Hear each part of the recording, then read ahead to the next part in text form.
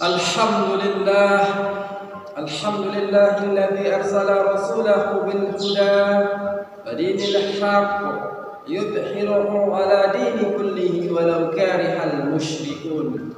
Ashhadu an la ilaha illallah wa ashhadu anna Muhammadan abduhu wa rasuluh alladzi la nabiyya ba'd. Allahumma salli ala sayyidina Muhammad wa ala alihi sayyidina wa nabiyyina wa habibina wa syafi'ina wa tuhrina wa maulana Muhammad. Amma ba'd, fa ya ibadallah ittaqullah haqqa tuqatih wa la tamutunna illa wa antum muslimun. وقال الله تعالى في القرآن الكريم: أعوذ بالله من الشيطان الرجيم إن الصلاة تنهى عن الفحشاء والمنكر.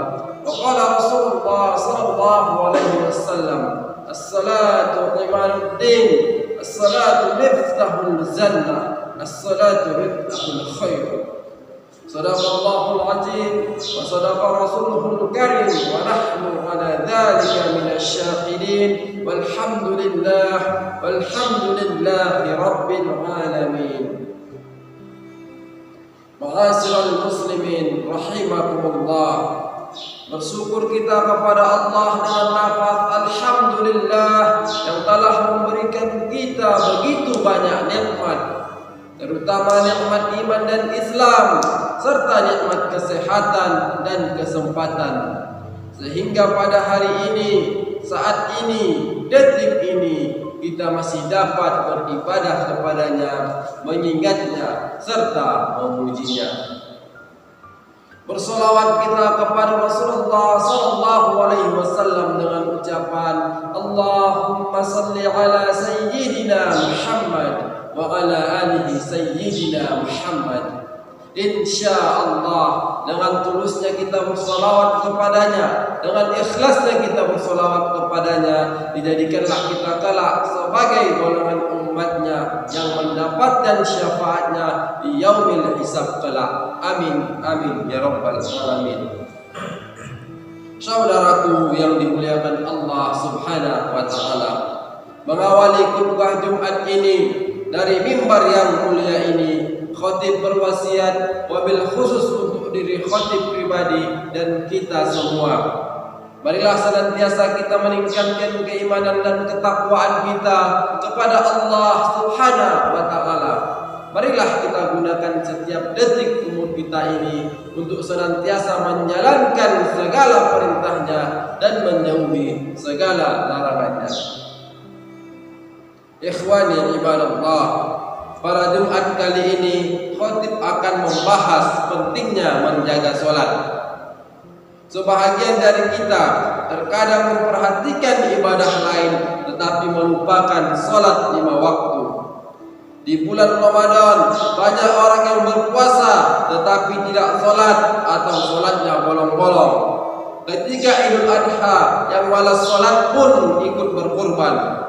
Dan banyak orang-orang kaya, orang-orang yang memiliki harta, orang-orang yang punya rezeki yang berlimpah, rajin bersedekah, rajin membantu orang, namun dalam keadaan meremeh-temehkan sholat.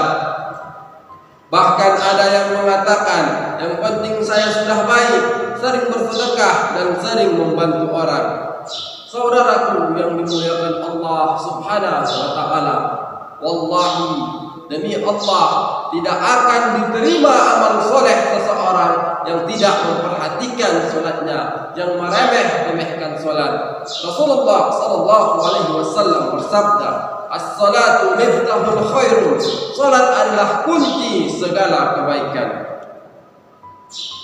Kita akan lihat betapa tingginya kedudukan solat dalam Islam agar kita sadar, agar kita tahu pentingnya menjaga solat.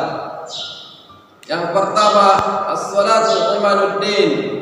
Dalam hadis At-Tirmidzi nomor 2616, Rasulullah sallallahu alaihi wasallam bersabda yang artinya, pokok pertama adalah Islam, tiangnya adalah salat dan puncaknya adalah jihad. Yang namanya tiang suatu bangunan jika ambruk, maka amrun pula lah bangunan tersebut. Sama halnya pula dengan bangunan Islam. Yang kedua, salat merupakan amal yang pertama kali akan dihisab. Hal ini ditegaskan dalam hadis Nabi Muhammad Rasulullah sallallahu alaihi wasallam. Beliau bersabda, "Inna awwala ma yuhasabu bihi 'abdu yawmal qiyamah min 'amalihi salatah, fa in salahat faqad aflaha wa anjah." Artinya, sesungguhnya amal yang pertama kali akan dihisab pada hari kiamat adalah salatnya. Apabila salatnya baik, maka dia akan mendapatkan keberuntungan dan keselamatan. Dan apabila salatnya rusak, maka dia akan menyesal dan merugi. Hadis riwayat Tirmizi. Yang ketiga, salat adalah bagian dari rukun Islam.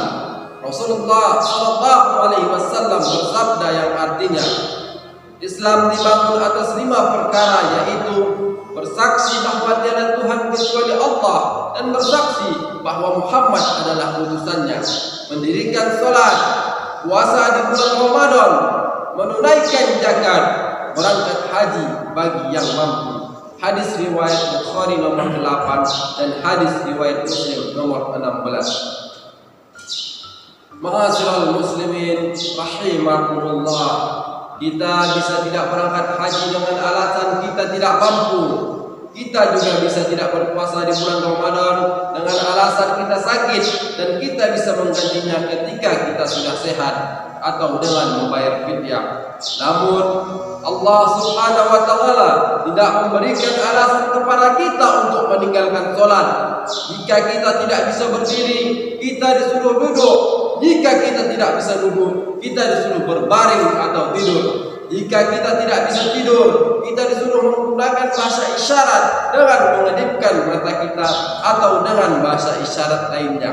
Dan jika kita tidak bisa menggunakan bahasa isyarat, maka saatnya lah kita yang akan disolatkan. Yang keempat, saking pentingnya solat, keluarga pun diajak untuk solat.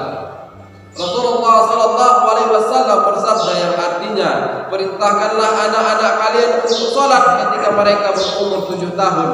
Pukul mereka jika mereka tidak mengerjakannya ketika mereka berumur 10 tahun. Pisahkanlah tempat-tempat tidur mereka. Hadis riwayat Abu Dawud nomor 495. Perlu kita ingat bahwa pukulan di sini bukanlah pukulan yang melukai, tapi pukulan dengan tujuan untuk mendidik, bukan dipukul mengikuti hawa nafsu. Dalam hadis lain, Rasulullah sallallahu alaihi wasallam bersabda, perjanjian antara kami dengan mereka orang kafir adalah salat. Barang siapa yang meninggalkannya, maka dia adalah kafir.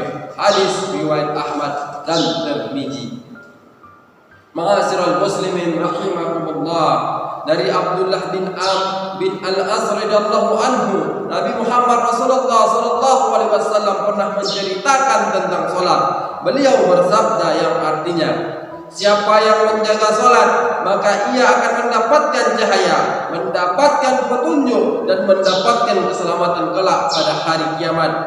Siapa yang tidak menjaganya, maka ia tidak akan mendapatkan cahaya, tidak akan mendapatkan petunjuk, dan tidak akan mendapatkan keselamatan kelak pada hari kiamat. Dan kelak ia akan dikumpulkan bersama Qarun, Fir'aun, Haman, dan Ubay bin Khalaf. Hadis riwayat Ahmad. Saudaraku yang dimuliakan Allah Subhanahu wa taala, salatlah meskipun kita bukan orang baik, karena salat itulah yang akan membuat kita menjadi baik. Allah Subhanahu wa taala berfirman, "A'udzu billahi minasyaitonir rajim. Inna salata tanha 'anil fahsya'i wal munkar." Sesungguhnya salat itu mencegah perbuatan keji dan munkar. Quran surah Al-Ankabut ayat ke-45. Salatlah walau terpaksa, karena lebih baik masuk surga karena terpaksa daripada sukarela masuk neraka. Rasulullah sallallahu alaihi wasallam bersabda, As-salatu miftahul jannah. Salat adalah kuncinya surga. Saudaraku yang dimuliakan Allah Subhanahu wa taala, Demikianlah khutbah yang sangat singkat ini. Semoga Allah memberikan kita taufik dan menjadikan kita, istri kita, serta anak keturunan kita adalah orang yang selalu menjaga salatnya. Amin, amin ya rabbal alamin. Barakallahu li wa lakum fil Qur'anil azim wa nafa'ni wa iyyakum bima fihi minal ayati wa dzikril hakim wa taqabbal minni wa minkum tilawatahu innahu huwas samiul alim wastaghfirhu innahu huwal ghafurur rahim.